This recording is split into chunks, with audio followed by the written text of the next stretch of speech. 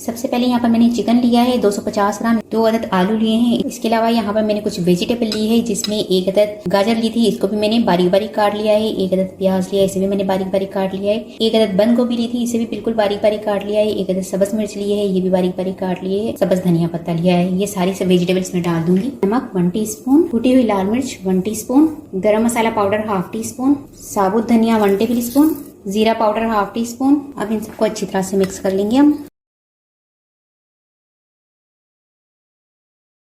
तो बस इस तरह से मैं सारी बॉल्स बनाकर तैयार करके रखती जाऊंगी। तो यहाँ पर बॉल सारी बनाकर मैंने तैयार कर ली है। अब इसकी कोटिंग करेंगे। कोटिंग के लिए सबसे पहले यहाँ पर मैंने मैदा लिया है। अब हम इसमें बॉल्स की कोटिंग करेंगे। इस तरह से सारी कोटिंग कर लेंगे। अब हमने इसको अंडे की कोटिंग करनी है, ब्रेड क्रम्ब से इसकी कोटिंग कर लेंगे। इसमें मैं बॉल्स डालती रह जाऊंगी और बॉल्स को हमने गोल्डन ब्राउन होने तक चारों तरफ से फ्राई कर लेना है। तो बहुत ही मजेदार से हमारे वेजिटेबल चिकन चीज बॉल बनकर तैयार हो चुके हैं।